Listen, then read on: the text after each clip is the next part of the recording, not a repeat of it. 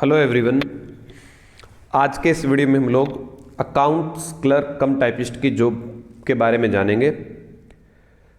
तो इस वीडियो में हम लोग उसकी जॉब प्रोफाइल, उसका रेलवे में क्या क्या काम होता है, सैलरी और जॉब टाइमिंग्स, करियर और प्रमोशन और कुछ अदर बातों के बारे में हम लोग जानने वाले हैं। चलिए शुरुआत करते हैं इस वीडियो की। सबसे पहले हम लोग जानते हैं जॉब प्रोफाइल पे।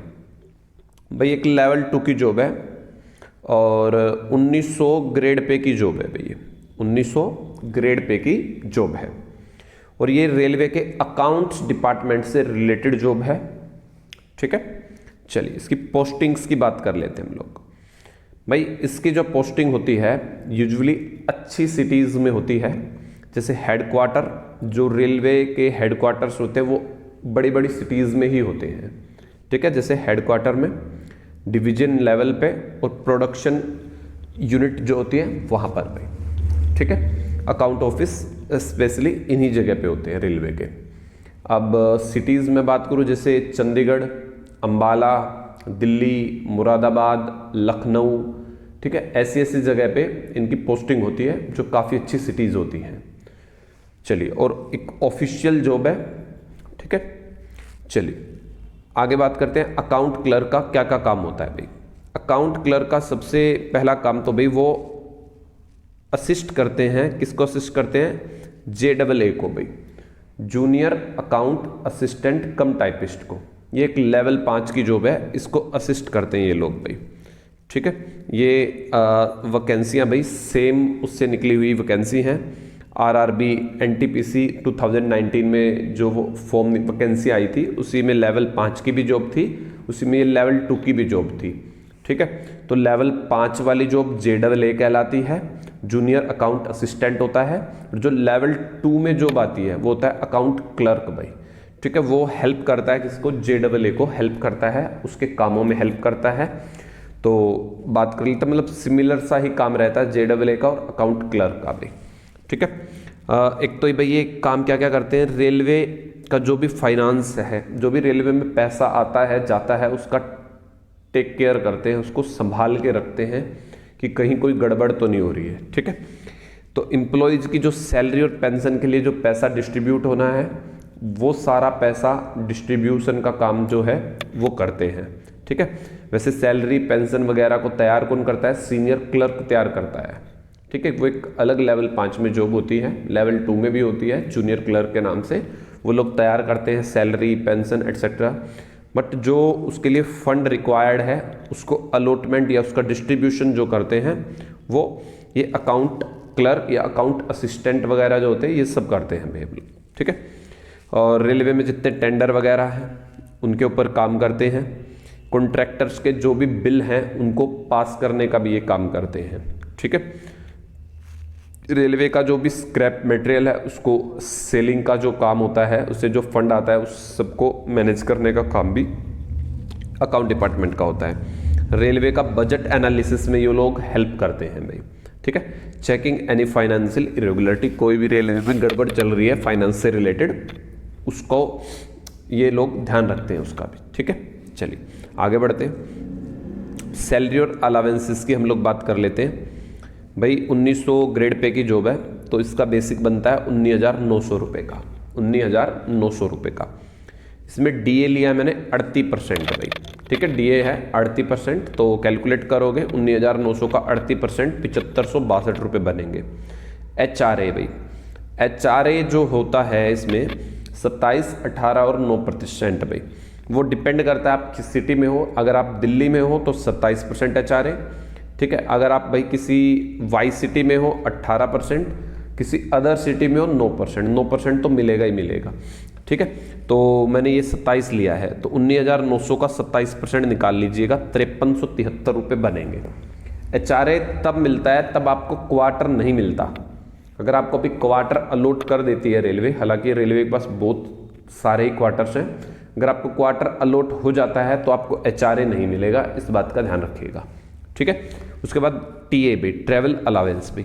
अगर आप A1 सिटी में हो जैसे दिल्ली, अहमदाबाद, ठीक है, ऐसे बेंगलुरु बड़ी सिटी में हो तो आपको भाई TA ट्रैवल अलावेंस मिलता है 1350 और उसका भाई डीए निकाल लेंगे, 1350 का 38% निकाल लेंगे, ठीक है। तो कुल मिला के 1863 रुपये बनते हैं। अगर आप अदर किसी सिटी में हो तो उसमें 900 प्लस 38% 900 का 1242 रुपये आपको टीए मिलने वाला है, ठीक है, ट्रैवल अलावेंस भी। तो कुल मिला के भैया आपकी जो सैलरी बनती है वो 34,968 रुपये बनती है, ठीक है। इसमें मैंने डीए भी लिया है, एचआरए भी लिया है और ट्रैवल अलावेंस मैंने मैक्सिमम वाला लिया है, A1 वाला लिया है 1863 रुपये का भी। तो जोड़ के 34,698 रुपये की सैलरी बनती है। अब अगर मैं बात करूं कि भाई अगर आपको क्वार्टर अलॉट हो जाता है, अगर आपको क्वार्टर यहाँ पे अलॉट हो जाता है तो आपके 5300 रुपये या 5400 रुपये जो हैं वो डिडक्ट हो जाएंगे सैलरी में से, ठीक है। तो करीबन 5000 मान लेता हूँ, 5000 रुपये अगर यहाँ से माइनस हो रहे हैं तो करीबन 29,000 रुपये सैलरी पड़ेगी आपको। कितनी सैलरी पड़ेगी? 29,000 सैलरी बनेगी। 29,000 में से भी एनपीएस कटेगा भाई।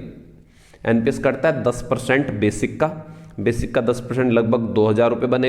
तो लगभग भाई आपका मैं बता रहा था कि 2,000 रुपये और 800 रुपये, लगभग 3,000 रुपये मान लो सैलरी में से कट जाएगा एनपीएस में भाई। तो 3,000 ये यहाँ से कट जाएगा, तो आपको लगभग इन हैंड 26,000 रुपये की सैलरी मिलने वाली है। लगभग 26,000 रुपये इन हैंड सैलरी आपको मिल जाएगी भाई, ठीक है। चलिए फिर आगे बढ़ते हैं। इसके अलावा भी आपको दिवाली पे बोनस मिलता है, ठीक है। दिवाली पे मतलब दशहरे पे दे दिया जाता है दिवाली के नाम का बोनस, लगभग 17,951, 18,000 रुपये लगभग कह सकते हो आपको मिलता है, ठीक है। और नॉन गैजेटेड एम्प्लॉयज़ को ही मिलता है ये, ठीक है, जो नॉन गैजेटेड होते हैं उनको ही मिलता है ये। चिल्ड्रन एजुकेशन का अलावेंस भी मिलता है भाई रेलवे में, ठीक है। बच्चे मतलब आपके अगर 2 बच्चे हैं तो हर बच्चे के 27,000 रुपीज़ मिलते हैं एजुकेशन के लिए भाई, ईच ईयर भाई, ठीक है। सिर्फ 2 बच्चों के मिलेंगे ये वाले, ठीक है। इसके अलावा करियर और प्रमोशन की बात कर लेते हैं। अगर भाई आप अकाउंट्स क्लर्क कम टाइपिस्ट हैं तो ये लेवल 2 का जॉब है। इसके बाद आपको प्रमोट होके JAA बना दिया जाता है, फिर उसके बाद प्रमोट होके अकाउंट असिस्टेंट बना दिया जाता है, फिर उसके बाद आपको ऑफिसर बना दिया जाता है। यहाँ तक की प्रमोशन आप ले सकते हो। उसके बाद की अगर प्रमोशन आपको चाहिए, अगर आपको सीनियर अकाउंट ऑफिसर बनना है तो उसके लिए आपको एग्ज़ाम देने पड़ते हैं भाई। फिर अपेंडिक्स 3A का एग्ज़ाम देना पड़ता है, या फिर LDC बोलते हैं वो एग्ज़ाम आपको सिंपल भाषा में हम लोग कहें तो भी डिपार्टमेंट एग्ज़ाम आपको देना पड़ता है, ठीक है। ये सब प्रोसेस 3-3, 4-4 साल में प्रमोट हो जाते हो आप लोग भाई, ठीक है। पहले आपको भाई 2A का भी एग्ज़ाम करना पड़ेगा, अपेंडिक्स 2A का एग्ज़ाम भी आपको क्लियर करना पड़ता है, ये ध्यान रखना, जूनियर अकाउंट असिस्टेंट बनने के लिए, ठीक है। फिर उसके बाद 2 प्रमोशन आपकी हो जाएंगी। तीसरी प्रमोशन अगर उसके बाद आपको चाहिए तो उसके लिए डिपार्टमेंट एग्ज़ाम क्लियर करने पड़ेंगे, फिर आप आगे जा सकते हो। ये आपका क्राइटेरिया रहता है। तो मैंने सबसे पहले क्या बताया भाई, JAA बनने के लिए भी आपको एग्ज़ाम देना पड़ेगा, अपेंडिक्स 2A, वो वैसे JAA को भी देना पड़ता है, अपेंडिक्स 2A का एग्ज़ाम वो क्लियर करना पड़ता है भाई सबको, ठीक है। फिर आपको यहाँ तक की प्रमोशन हो जाएगी, ठीक है। इससे ऊपर सीनियर अकाउंट ऑफिसर वाली अगर प्रमोशन चाहिए उसके लिए डिपार्टमेंटल एग्जाम क्लियर करना पड़ेगा, ठीक है।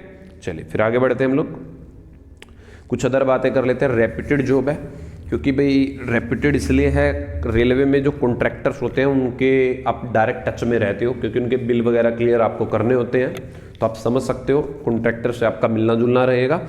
और 9 to 6 जॉब है भाई ये। पोस्ट लोकेशंस भाई सिटीज़ होती है, अच्छी सिटीज़ होती है। संडे सैटरडे का ऑफ रहता है, तो संडे सैटरडे का ऑफ है तो आप फैमिली को भी अच्छे से टाइम दे सकते हो और आप इन फ्यूचर किसी एग्ज़ाम की तैयारी भी कर सकते हो, ठीक है। इसके अलावा नेशनल हॉलीडे भी आपको मिलते हैं, तो बहुत सारी छुट्टियां मिलती है आपको भी। उसके अलावा SL होती है, सिक लीव होती हैं, काफ़ी सारी चीज़ें मिलती है छुट्टियों में, तो बहुत अच्छी जॉब है। थैंक यू भाई।